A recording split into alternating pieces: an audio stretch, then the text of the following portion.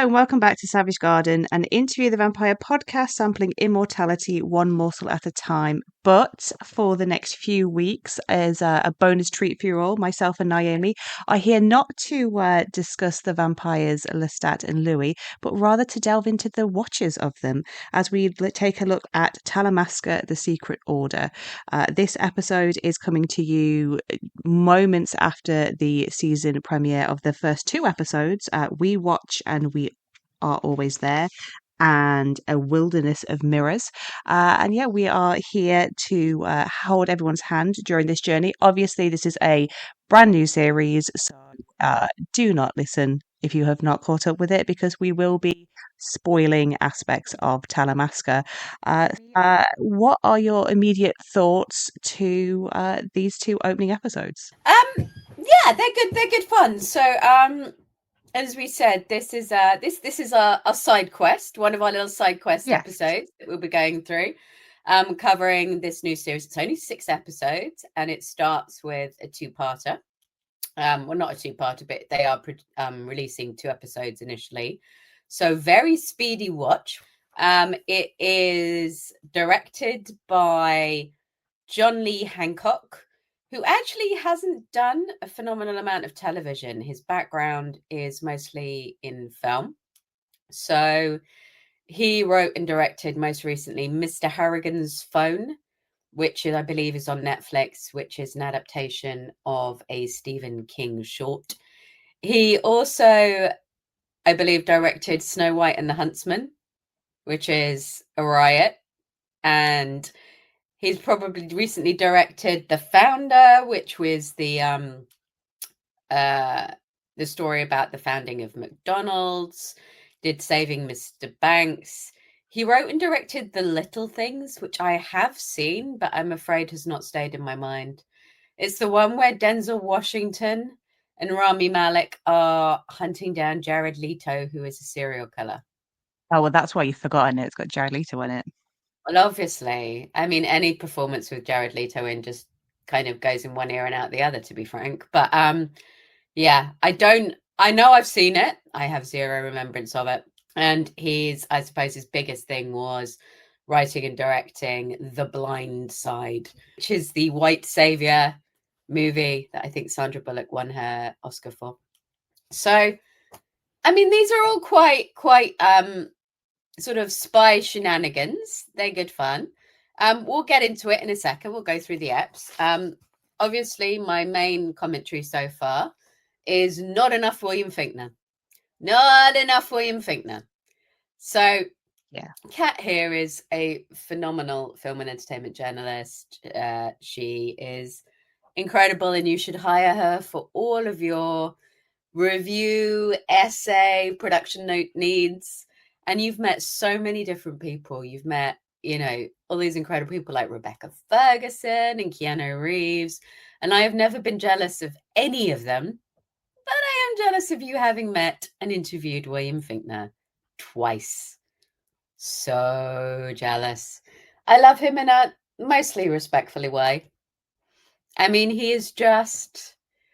I mean, like when you go... I mean, IMDb at the moment is almost impossible to use. It's so much better when things hit Wikipedia. But if you look at his roles, he has 8 upcoming roles. The man is so prolific. He's been in things I've never even heard of. He was in 50 episodes of an Anna Faris sitcom called Mum. I haven't watched any of Crossing Lines, which I know you interviewed him for that, didn't you? Yes, so I interviewed him for Crossing Lines, and yeah, it was my first ever video interview, which nobody told me was going to be a video until I walked into a room and was sat on a chair in front of him with cameras all around. So that was fun.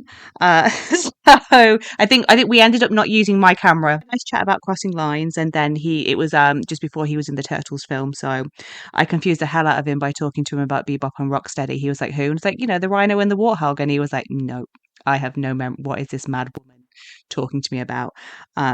But yeah, he's one of the greatest that guys I think that we've got in both television and film. Like whenever he turns up, I mean his role of Mahone in Prison Break. I think I did shout at him in one of our talks because Mahone Like, for those, I won't spoil it too much for those that haven't seen Prison Break, but Mahoney is responsible for the death of like a really like sweet character.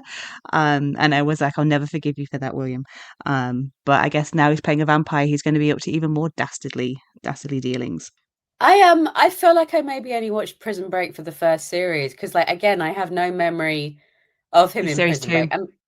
That would be why. It's all on streaming, so I should pick it up again.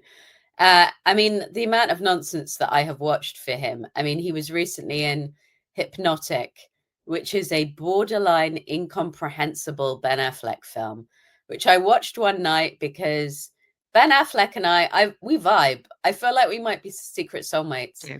You see, I greatly appreciate his love for Dunkin' Donuts and just his general vibe of being completely over his life at every single opportunity. I feel like, we are on one level. But yeah, this is it's like, I don't know, they're members of a secret organization and they can create things in their minds. It's very confusing film. But anyway, William Finkner is the baddie in it, obviously. And he's very good. I mean, he was like incredibly memorable, just as the bank, the owner of the bank in The Dark Knight. They had him in for that tiny role. He's the voice of the marriage counselor in Mr. and Mrs. Smith. But the thing that I love him the best in, it's not that easy to get. You might have to root around on the internet for it a little bit, is Invasion, which was a Yeah. TV series that should never have been cancelled because it was so good. I think it was a bit of a victim of the writers' strikes and everything else, but it's like a full 22 episodes of him as a small town sheriff. And the idea is they're in a very small cut off town that has a terrible storm. And under the cover of that storm, basically aliens invade. And he's just incredible in it. I mean, he's so, so good. I was quite devastated when it was cancelled. So, yeah, do go check that out.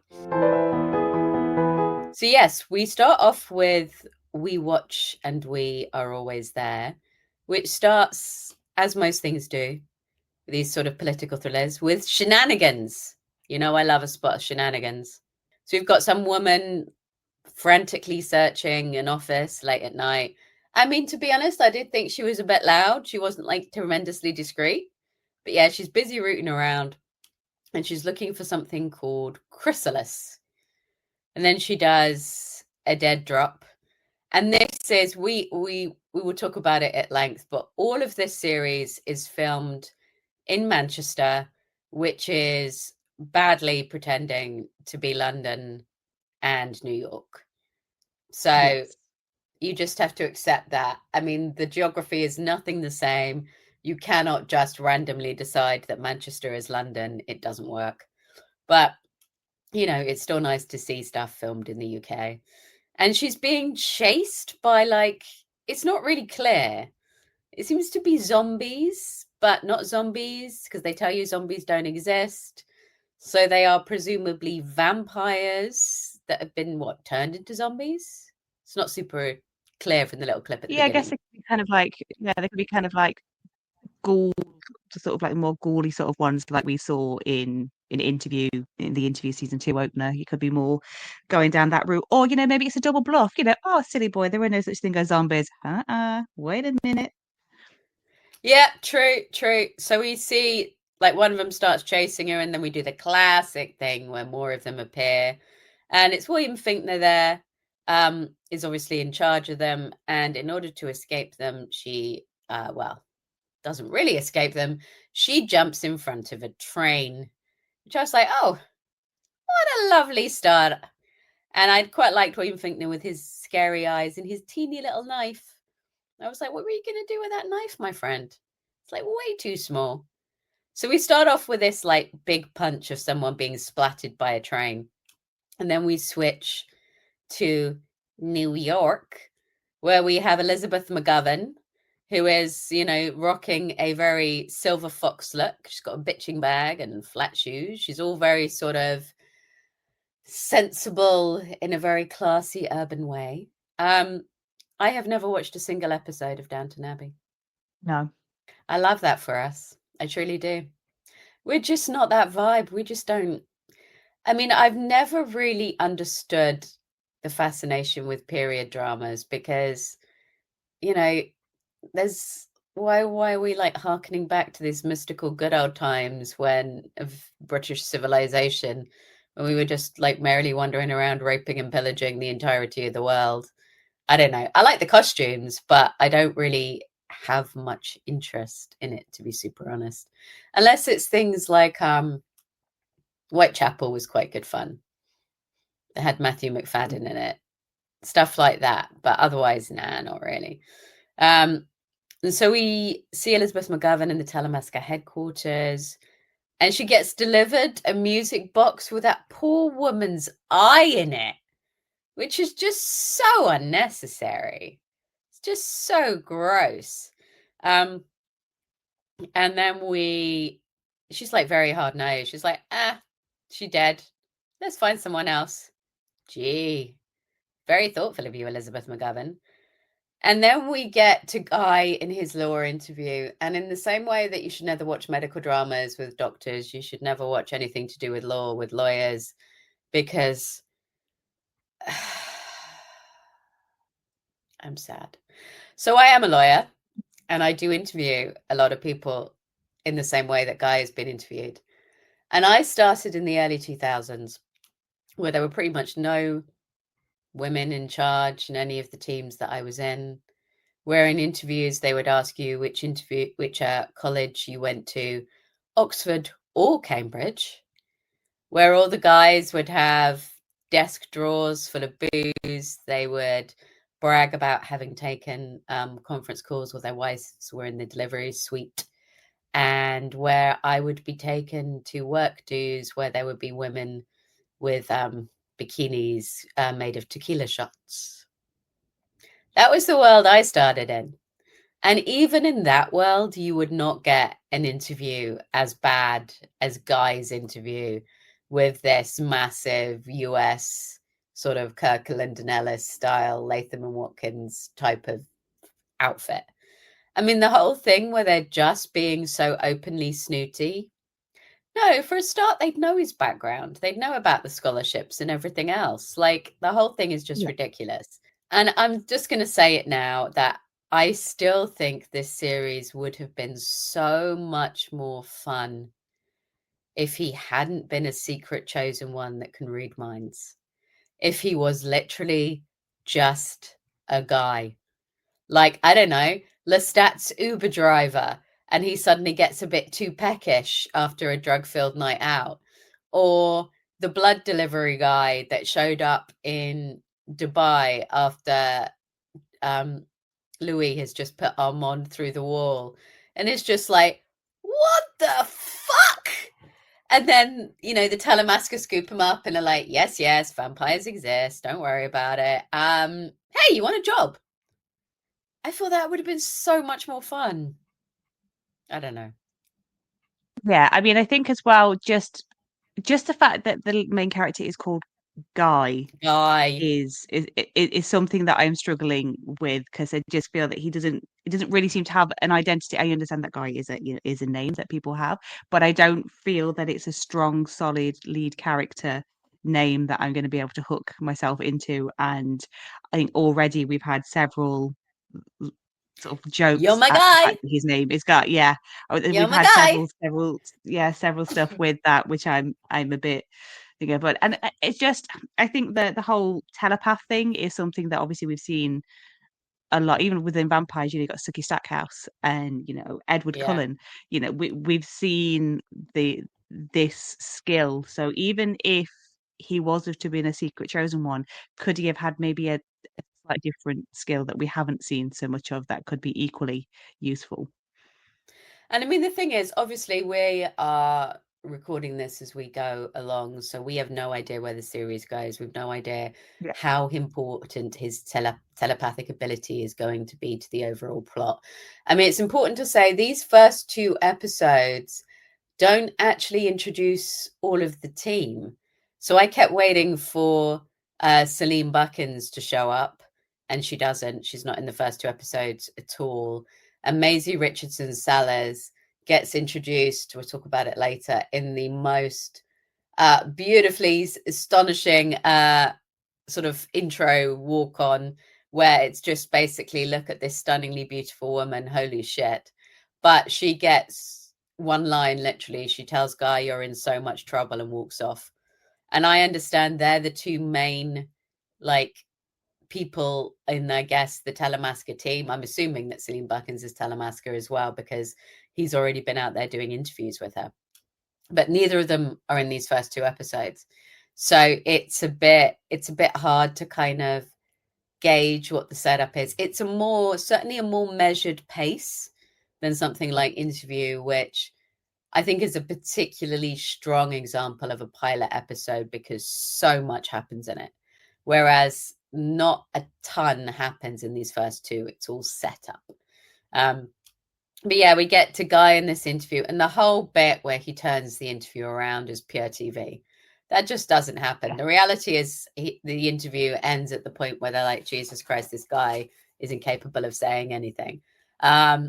Nobody would hire him. It's just absolute nonsense. It's very, very silly to watch, but yeah. And all I could think was that poor Guy clearly never got himself a superhero mentor to help him deal with his voices. That's what everyone else gets. Clearly, Guy didn't have that. And Guy Anatoli is played by Nicholas Denton, who, following the approach of Interview with a Vampire, is not American in any way, shape, or form, but an Aussie. He is very Australian. I've not actually heard his proper speaking voice because I've not looked at any of his interviews yet, but this is all pure accent work for him. And then Slinky Helen finds him in this sort of weird sequence, perhaps overly long sequence, where they're kind of following each other. And she basically says, hey, come and work for us. And the Talamasca is called the TM Corp. She's like, oh, don't worry, we can pay you. And the magical firm in this series is called the Cabots, the law firm. And he's like, do you know what they pay? And I'm like, I know what they pay. Because if they're paying on Crowther's scale as a newly qualified, he's going to be on about $225,000. So I hope the Talamasca has a lot of money. And she offers $5,000 just to go and listen to him, just to listen to her. And I'm just like, Guy, why are we listening to strange women in the street, even if they're offering you £5,000? Like, what is going on here? And I did think, and this is the only time we're going to mention it, that it's kind of sad now that natural faces and things are so rare that the fact that Elizabeth McGovern clearly hasn't had any work done almost feels like something you have to comment on. I was like, I mean, she looks stunning in it. She's beautifully. I really like the platinum sort of blondie gray hair. She looks astonishing. Very slinky. She looks lovely throughout. But I was like, oh, it's so, because I think she's sort of in her maybe late 50s. It's so rare to kind of see a naturally aging face these days. It's almost like a tiny bit of a shock to be like, oh, no Botox, no filler. Good for you, Elizabeth. I mean, every woman's face is their own choice. But it's still now the pressure, I think, on leading actresses is so strong that I feel people think they have no other choice. So yes, she looks very lovely. And then we go to Guy in his sort of shabby industrial apartment. And what I love about things like that is, like, I've seen the TikToks. That apartment in New York is probably $3,000 a month. We're supposed to believe like it's some absolute shithole, but it's going to be a fortune. I mean, we're like, he hasn't got any money. Guy is a bum. Let's be real here. Guy appears to be a bum. Guy, if you haven't got any money for your rent, what have you been living on? You've been working in this library. Like, what have you been doing with your cash, my friend? Is it all going on your medication? Like, I'd like a tiny bit more of a backstory as to why, because he's about to start a massively paid job. But why has he got no money? Yeah, it doesn't make a whole lot of sense. And then we see him, like, go traveling across the country, which again, costs some sort of money. And yeah, it is all a little confusing, and some aspects of his backstory feel very generically character.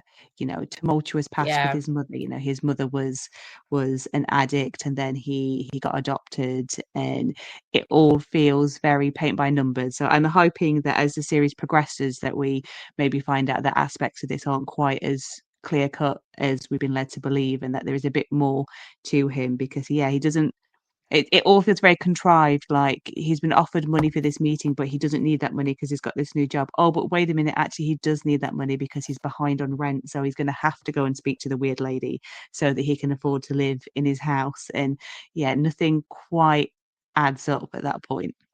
No, I mean, it's because the reality is, as someone in that position, and like, I don't have his traumatic backstory, but I do have his backstory of being, the first one in my family to go to university, the first one to be a lawyer, etc. In that background, about to land that kind of role, you are doing nothing to jeopardize that. Holy God. So, and that drive would be so strong for financial security that everything else that happens doesn't quite make sense with that. And it only makes sense if we, look at it on TV land, because in the real world, he would just very politely tell her to fuck off, maybe go to his law firm and ask if they can give him an advance for housing, and then continue on his merry way. But he goes to her, and he goes, and they have this beautiful shot in library porn where she tries to convince him. Again, we need to see more of Helen and who she is to be able to kind of appreciate what Elizabeth McGovern is doing, because she's kind of doing this slightly odd sort of simpering sex kitten type of thing. I suspect we're going to find out that she is very, very calculating, and that all of Mm. this is kind of modulated to sort of be unthreatening and flattering and sort of mummy figure, sort of sexual, but not really. It's a very affected performance. So I'm kind of hoping that we find out that she is this wildly calculating soul, because I think we do see little hints of that.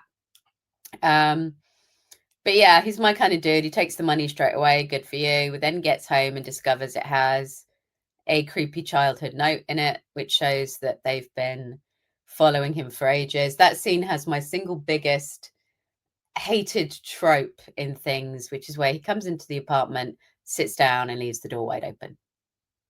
Oh yeah, but that's, I mean, obviously we know that that's so the sound man's got somewhere to stand. But yeah, I mean, oh my God, never watch Neighbours, because nobody ever shuts their door in Neighbours, ever, ever, ever, ever. Yes, but then, Kat, how are they going to protect themselves from the monsters? Oh yes. So I'm the one that in every hotel room, whenever I share a hotel room, I'm always the one double locking the door, and everyone's like, Jesus, Naomi. And I'm like, how are you supposed to be safe from the monsters if it's not locked? Yeah, he just goes in and starts like looking all this stuff up on his computer with his door wide open. And then, as you said, all of a sudden he's got no money for rent, but I suppose he's now got the 5K. So he goes to Florida, where we see his foster mother. And again, this is where we find out that the Talamasca has been grooming him since birth. And again, I just found the whole thing like, if you wanted him to come under the fold from a very early age, why not just either give him to a Talamasca agent from day one and tell him, yo, bro, vampires exist. Do you want to come work from our organization since like he was 9? Or put him with a wealthier family? Again, why kind of put him with a foster family, actually pay for everything, but then make him feel like it's a scholarship? Because we actually now, I mean, she's very kind, and that Helen is very kind and says, oh no, your achievements are your own. But they're not really, because you were paying regardless. So we have no real gauge of how clever or bright or anything else Guy is, because he wasn't actually getting through a scholarship route.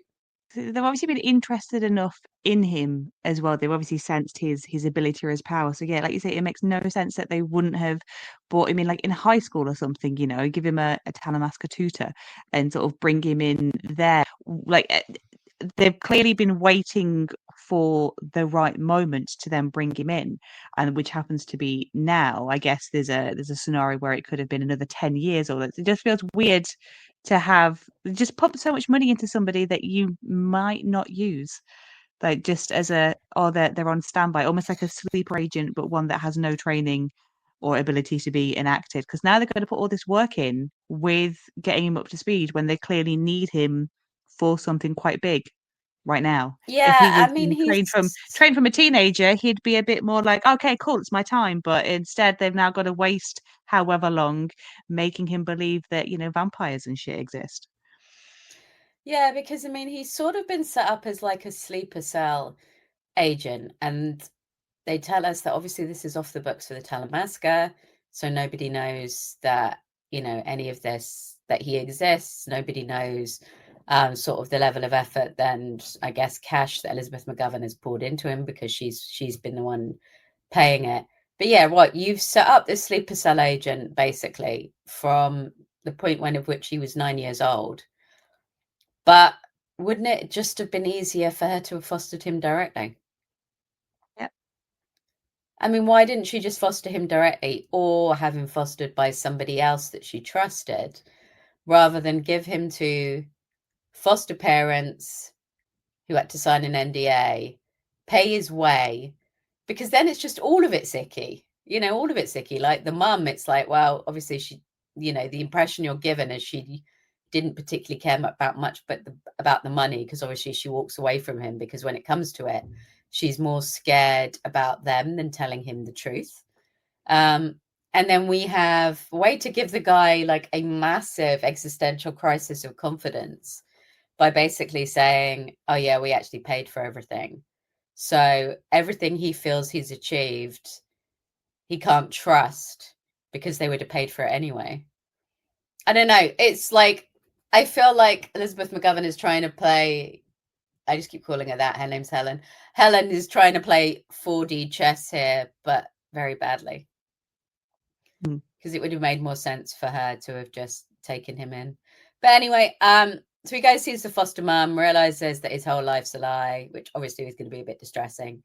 And then we click to our one other shot of William Fichtner in this episode, looking hot as hell, backlit. I have to say that man is aging like very fine wine. And he's got his little clicker, which makes the vampires go nuts.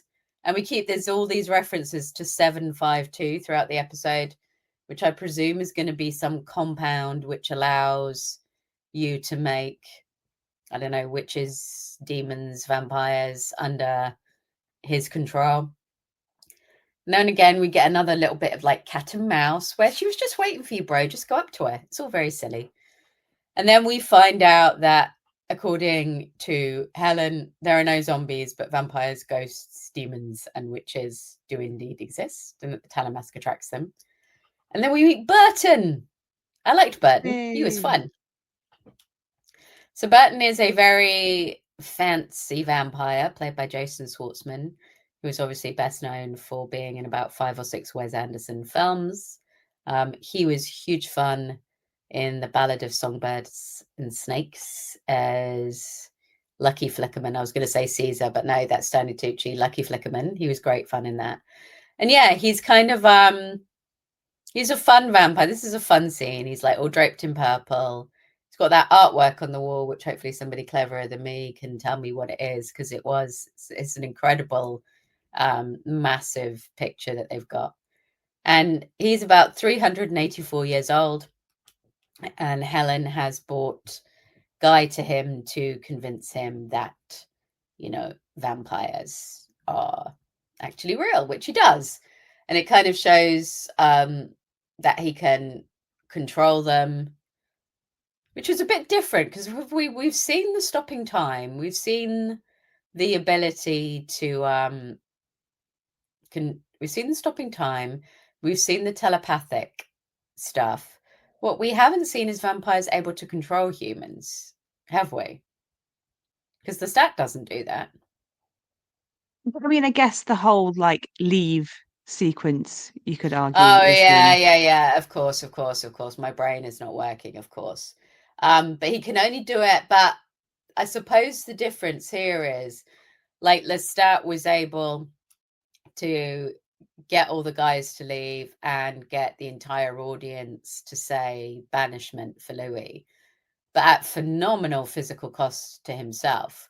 Whereas here we see Burton basically tell Guy to go outside, stand on that ledge and walk off it, with no effort whatsoever.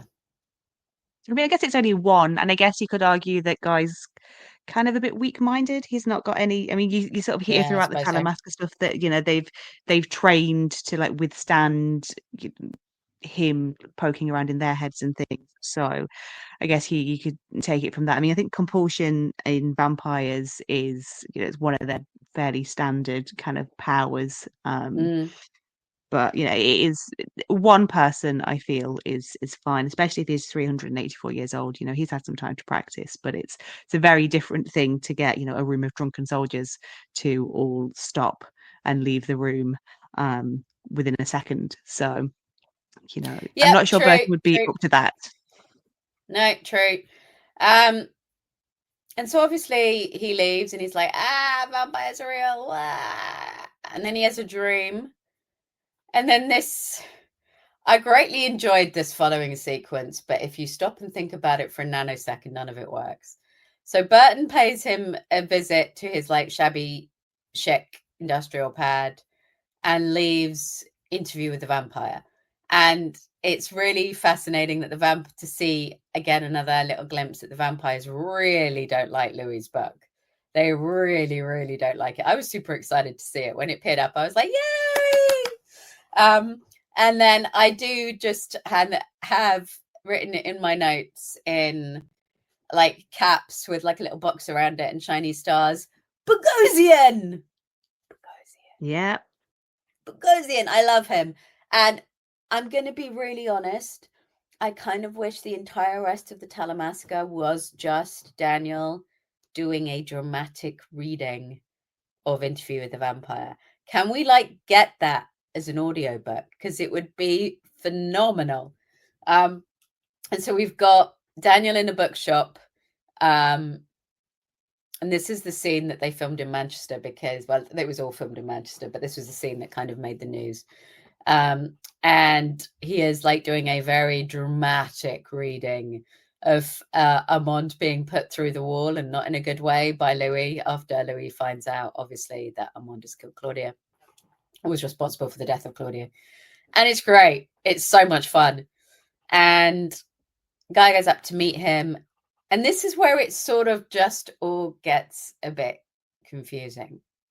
So the Talamasca has edited Daniel's book to include an entire list of names of Louis's kills, which Louis would never have given, because Louis, to be frank, doesn't give a shit about the humans that he's killed.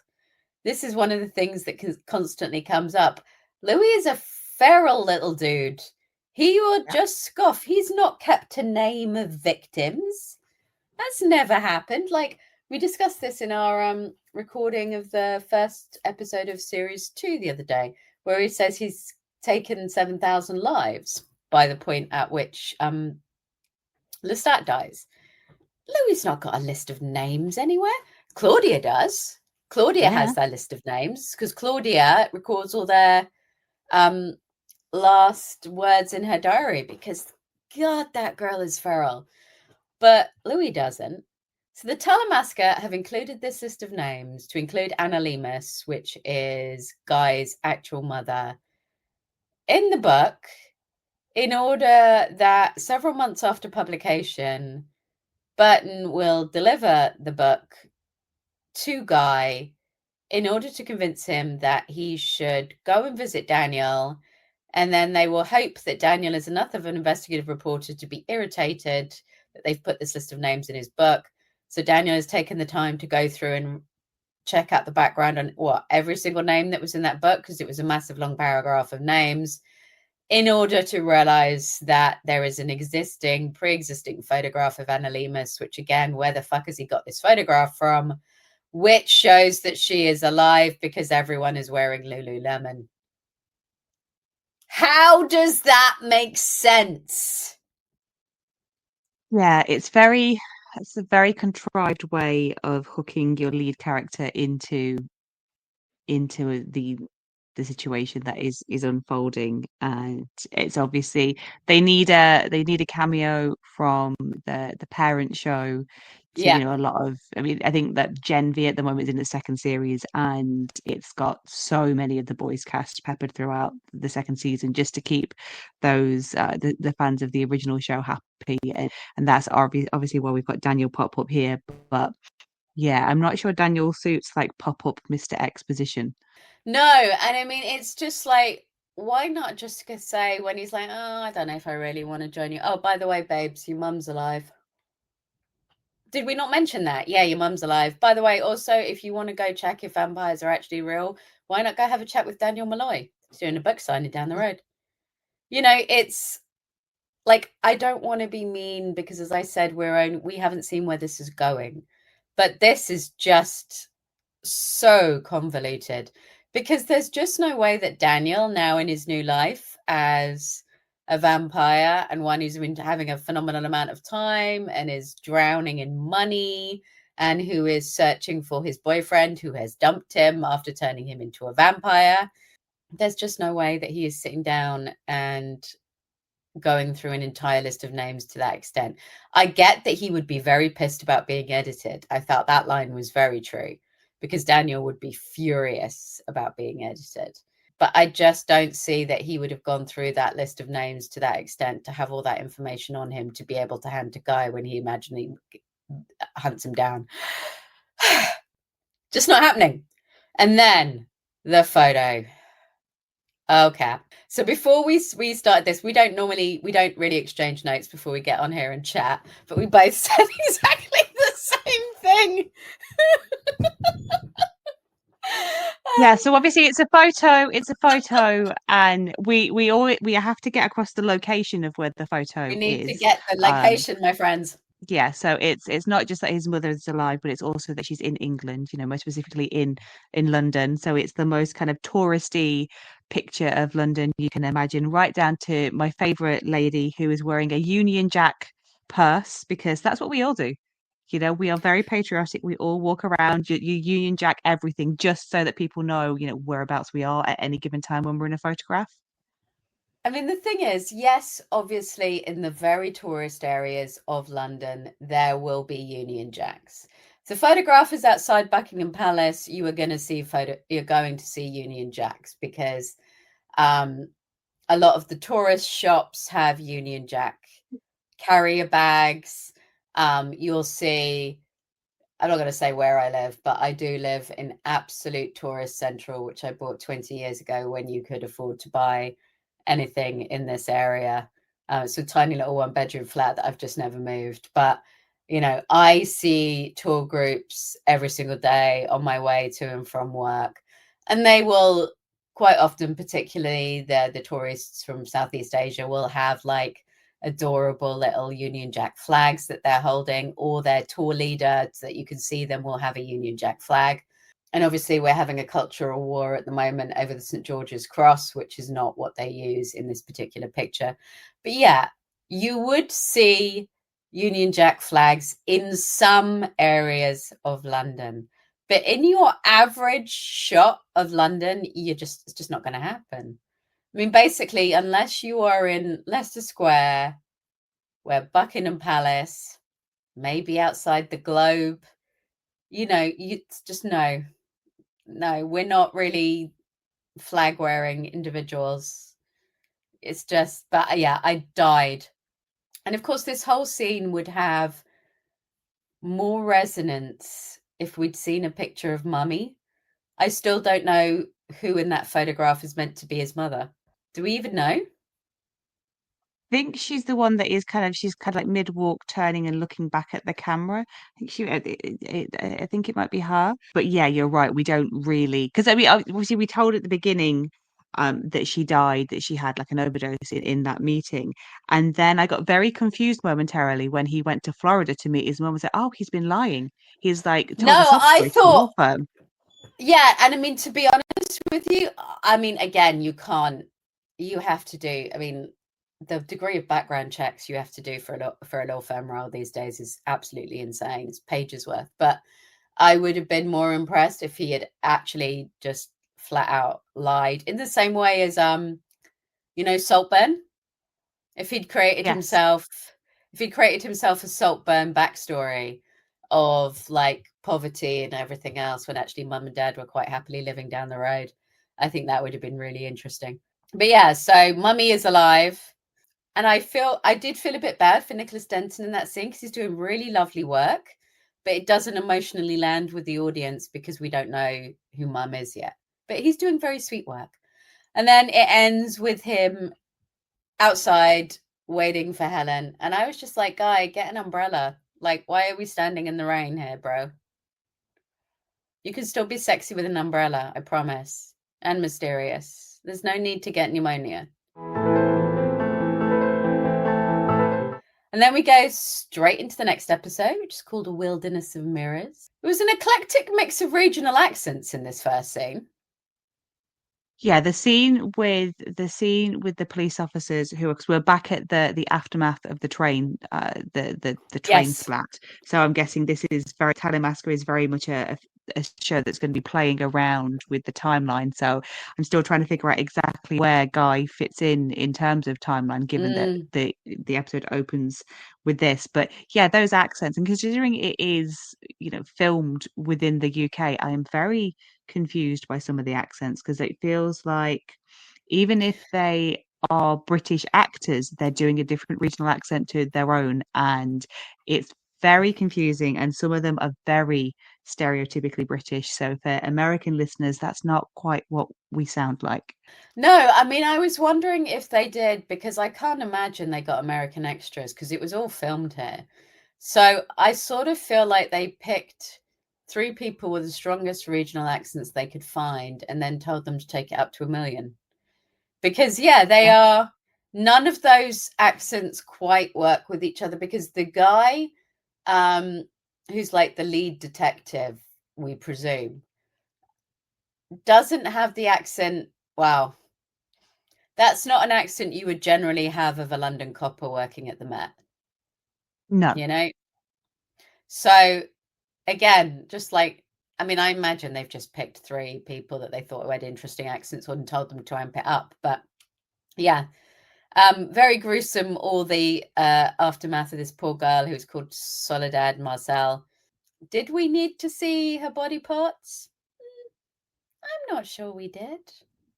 But anyway, I say this as someone who loves herself horror and is generally very happy with gooiness. But I was just like, And then we go to Mr. Owen, and I'm afraid I failed at finding this gentleman's name last night. But he always plays this role, and I'm always so happy to see him show up. He's the head of the mother house, but this guy has been in everything. He's been in Torchwood, he's been in hundreds and hundreds of things, and he is always playing the officious guy. And it's like when he shows up, I like feel relaxed because I'm like, it's you. You're going to be a snake. You're going to be a terrible human being. I already know that. I'm proud of you. I'm proud of you, my friend. Makes me feel comforted. And he is reporting to William Finkno. So it turns, so we now get our first, I suppose, concrete piece of evidence that William Finkno runs this mother house, whatever it is in London. Yeah. He's in charge of it.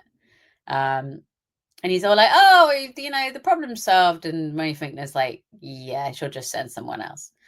So then we get Guy negotiating conditions with Helen, like he's not wildly in over his head. And I just sort of feel like Helen just finds him quite entertaining. And again, none of this works. No law firm of the type that he is about to join would allow you to take a sabbatical before you've started. It just wouldn't. It would just find someone else because the competition for these roles is so fierce. And again, none of that made sense. Like, why did he have to go in?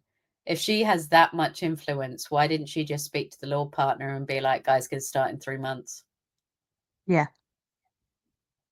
Like, the whole thing is bizarre. They would just, and also he would have dressed better going into that building. I'm really sorry. This is why you never let a lawyer watch law things, because I'm just like, no, I'm sorry. Their competition for that role he's got, there will have been easily 3,000 applicants. They just move on. I'm sorry, it's that heartless. They just would.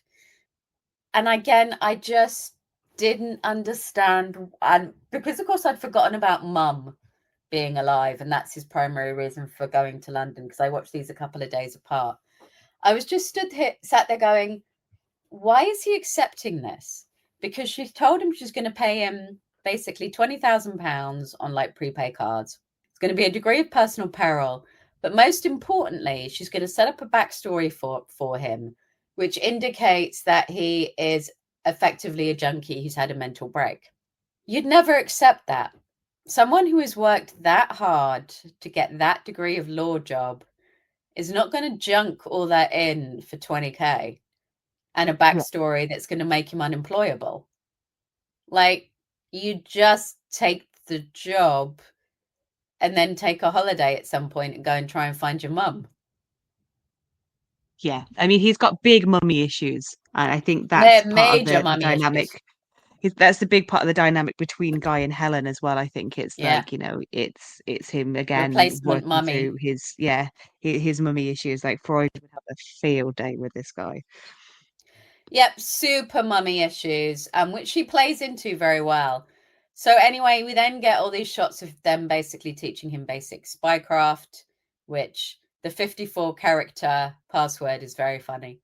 And his code name is Dark Horse, which is very entertaining. But we're told that London has gone rogue, so he goes over there to look for a dead drop, basically. And then we get, again, what the fuck, Guy? We do not read confidential info on our computer, on planes, where anyone can see it. We have literally had to do cybersecurity training, Guy, which tells you precisely that you cannot do that. No.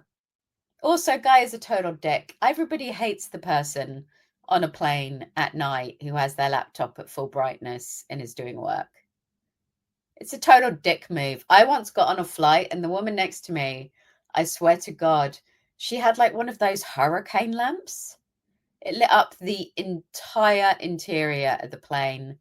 It lasted about 30 minutes and then she did put it away. But at that point, I was a little bit worried that I was going to see an actual mob kill her because it was so bright. Nobody wants to be that guy. Don't be that guy, Guy. Don't be a dick. Just go to sleep with everyone else. So he arrives, and I don't know whether it's the staging, but I thought he'd been immediately tagged the second he arrived, because we get that shot of him walking, and then there's someone behind him who looked like they put something on his back, and then it's gone. So, I mean, either that was an awkwardly staged shot, or he's tagged within 3 seconds of arrival. I don't know. Maybe I've been watching too much Slow Horses. To me, it looked like he was immediately like hit with a tracker or something, but maybe not. We'll see. We'll see how it goes. It could have just been an awkwardly filmed thing. Yeah. So back to the mother house where we find out that Soledad, who was the poor lady that died, took this poor sap out for like drinkies in the club purely to nick his card so that she could go and find everything. And we get the fun little sequence of him sort of being very rude and being aware that, you know, someone else is in control. And William Finkner is just wildly amused by all of this. But imagine working in that place right now. You'd be like, head down. Let's just keep it quiet. Try not to get eaten. And then we have, and I just want to say to everybody listening, dear American film and TV, don't try and replicate London tubes unless you're doing it properly, because we know there is nothing that brings the sweet people of London together more than inaccurate tube information. So we have the exit to Tottenham Court Road, but of course this is filmed in Manchester on a mock-up. So that is not the exit to Tottenham Court Road. No. The problem now as well is that the exits to Tottenham Court Road are really sort of iconic because they're right next to this now Outerland place, and there's such a visible shiny landmark that you can't really just mock up something and shove Tottenham Court Road. I mean, you ask, people will still talk about Thor: The Dark World, not because anybody liked it, but because at one point she tells Thor the completely wrong way to get to Greenwich, and it was an abomination. I mean, We remember. also, the last Mission Impossible film where there's suddenly, Trafalgar Square Station. That doesn't exist, guys. If you're coming over to No, visit the UK, you cannot get the tube to Trafalgar Square Station. there is no tube in Trafalgar Square Station. One of the Mission Impossibles as well, I think it might be Rogue Nation. He's running down. 1 minute he is basically down by Borough Market and the Globe, running there, and he turns a corner and he is at the restaurants directly out underneath Tower Bridge. So again, I mean, the running, actually, the one thing that is well tracked is in Fallout, when he's chasing Henry Cavill. That route you can actually run. I mean, maybe not out the window, but that route actually works geographically. But yeah, in Rogue Nation, he manages to go from basically the South Bank to Tower Bridge in one corner, which was quite impressive. He's obviously found a well. Yeah, 28 weeks later is another one that messes around with the geography. So I think what we're saying here is Talamasca Don't isn't the fuck with first. the geography. It's not the first to make these mistakes. It won't be the last, and we appreciate that this is a TV show that does not have the budget of a Mission Impossible, which very much should know different because it filmed actually in London. This is, as you say, this is Manchester, being mocked up as London. But we do notice, and I think this continues on with the whole portrayal of Soho. Yeah, Soho I mean, was not. unfortunately, no. I mean, this is the problem with the geography. Soho's much more cramped than this. Also, obviously, like Guy gets, he gets this like job as being like a barker outside A a strip barker, joint, and yeah. he's like, "Come in, see the naked ladies in that." I mean, there are strip clubs and there are sex shops around Soho, but they don't have somebody stood outside going, "Come on, come and see some No, tits." That's not how it works. there's no barkers anymore. I mean, there's not been No. for decades. I mean, you'd have, I mean, no, I mean, yeah, there are sex shops, but you just, I mean, and even then, there's only really a very small handful of those that will Hmm. actually have peep shows in them, because there's plenty of sex shops. I mean, you can go to Ann Summers or whatever, and there's Prowler, isn't there, in the West End? So yeah, there's, in certain areas there's very high end, very fancy sex shops. But this whole thing of being a barker outside and yelling out the ethnicity of the women, that doesn't happen anywhere. That's not a No. thing. That's not been a thing since the 70s. And he's appallingly bad at it. And again, I'm so confused as to why this is his job. And he's just presumably waiting for the dead drop at this phone box on the corner. Yeah, because Um, it's convenient that, and again, I mean, we shouldn't get into the whole phone box thing because they don't really exist anymore. There's a couple of them in some touristy places so people can take pictures. Actually, there's one near where the Harry Potter theatre is.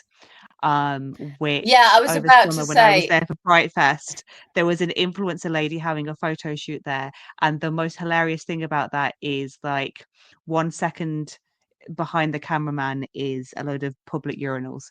So I'm sure her pictures turned out absolutely fantastically, but as she was taking them, she is surrounded by literal piss. yes, you're right, because there is one there. There's one on the way to Embankment. I mean, the one near where I live, they've removed the phone and literally placed flowers in it. There's a couple of, so where I live, they've done like they do kind of like a couple of selfie stands, I suppose. It's like there's an arch which is currently decorated for Halloween, and they kind of do one for winter as well.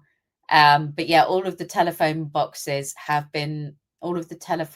for the most part have been removed. I mean, you still get them being advertised, the sex operators, you still get all of that in them, but you don't, there aren't any phones in them.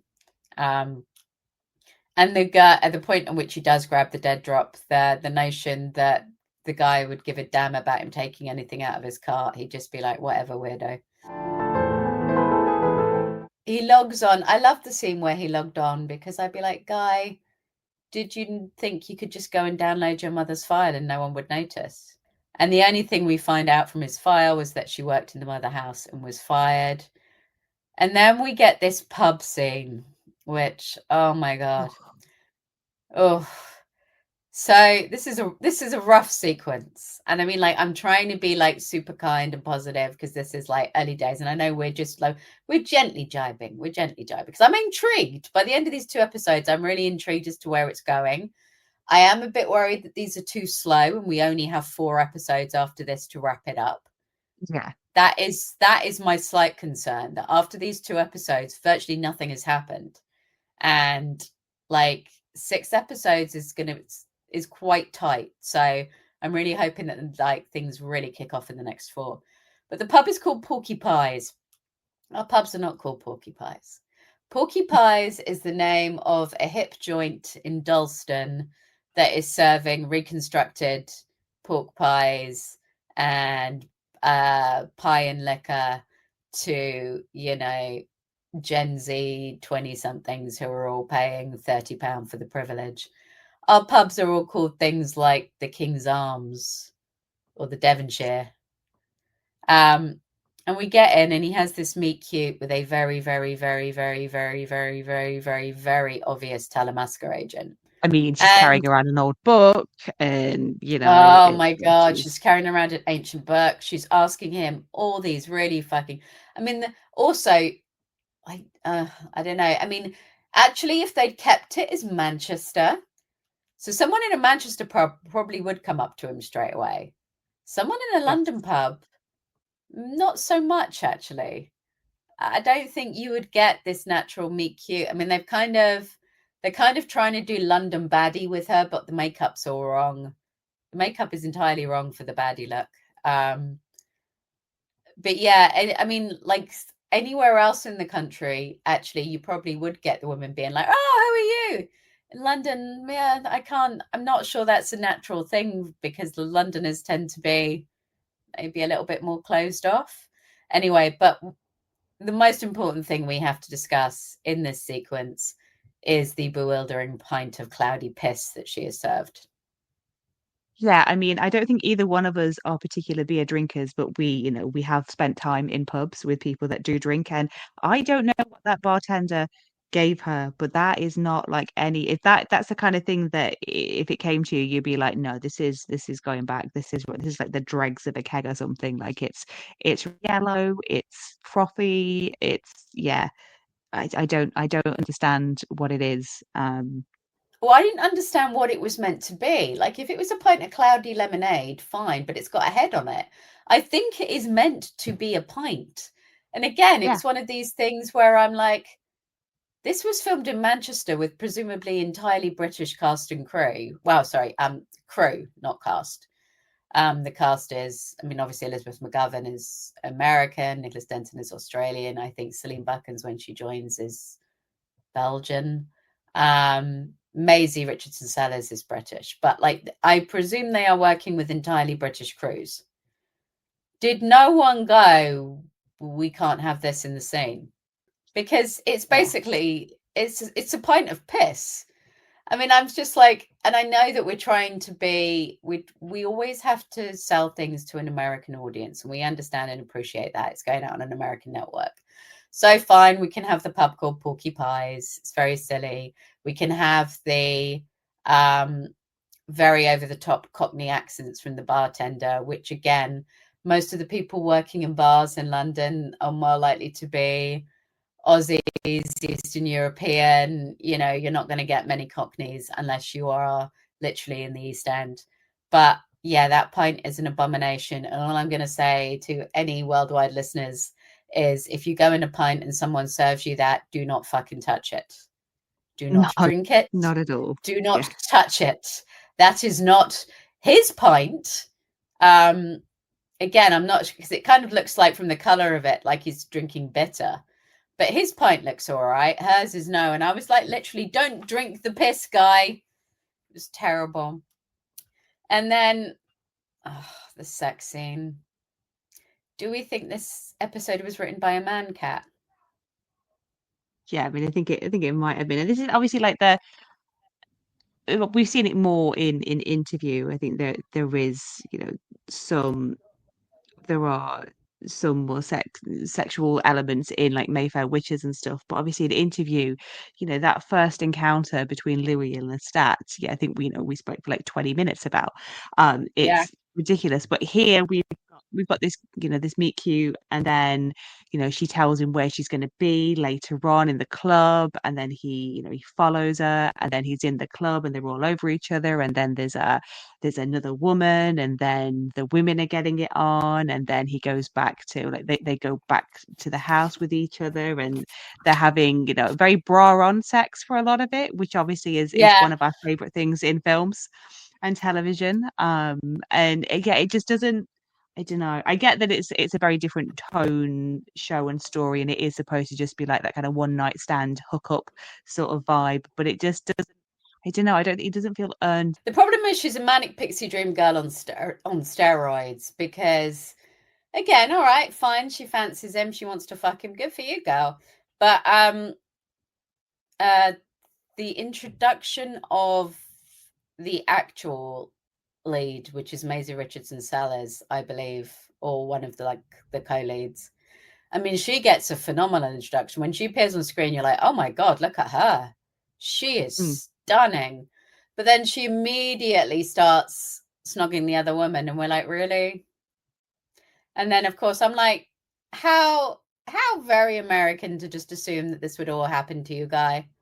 Like that this is a perfectly realistic thing. I don't think that's likely. I think it'd be more likely that he'd arrive and they'd both tell him to go and get him a drink and then piss off with someone else, you know? That's how these yeah. things tend to work.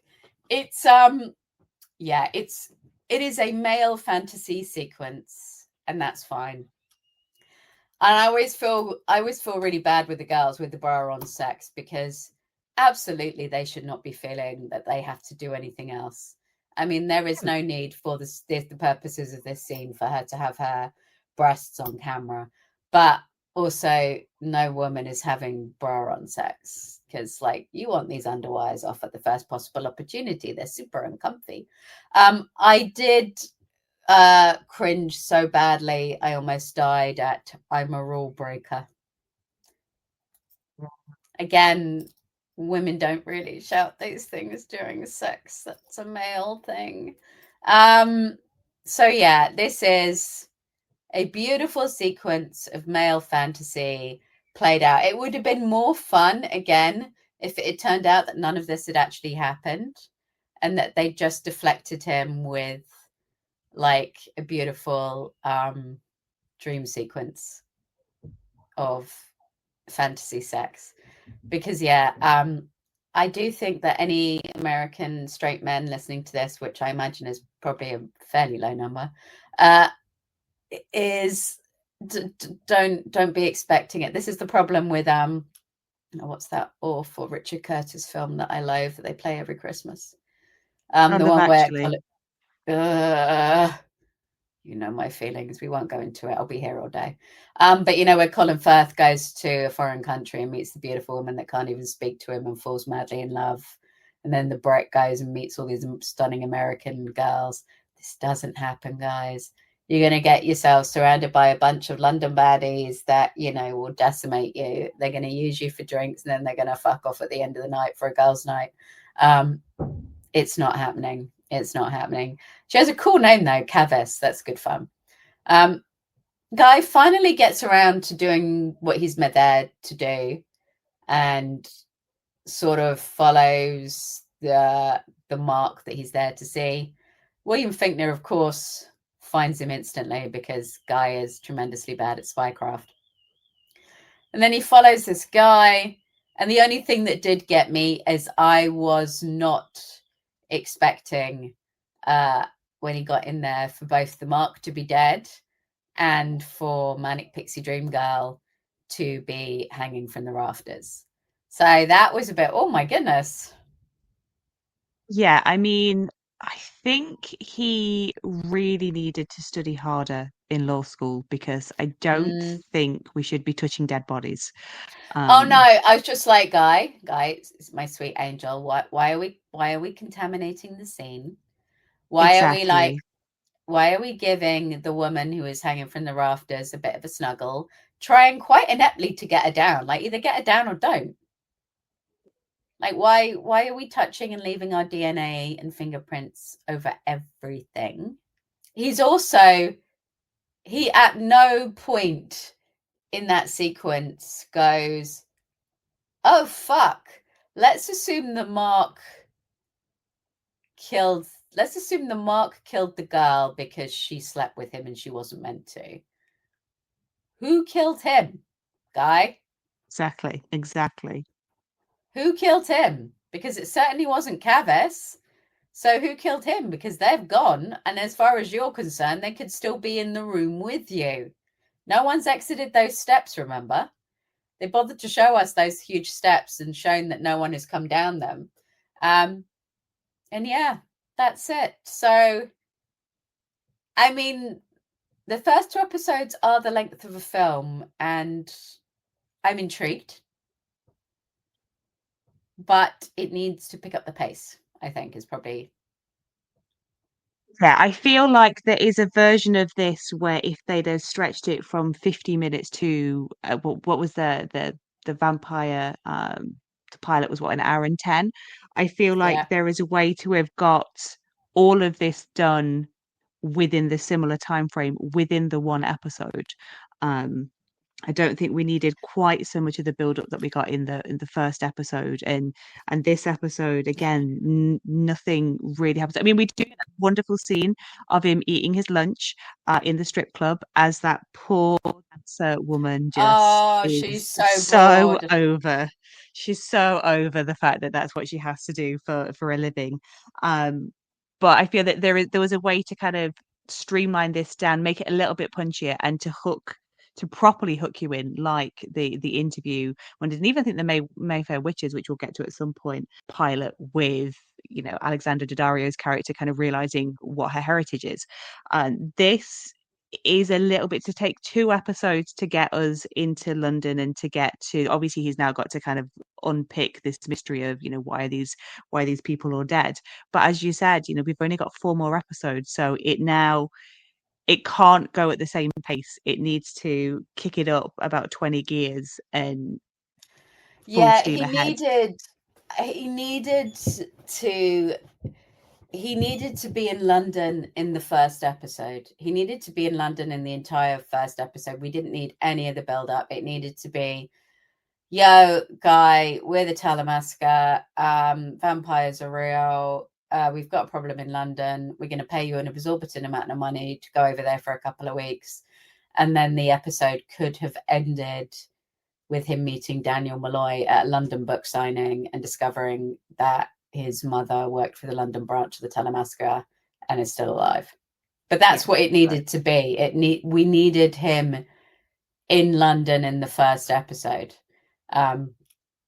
because this took an awful lot of it took like what 1 hour 40, 1 hour 50 to get him to London for him to do a job that doesn't exist and sleep with the manic pixie dream girl who then gets murdered. I worry that guy's not going to be a very solid agent.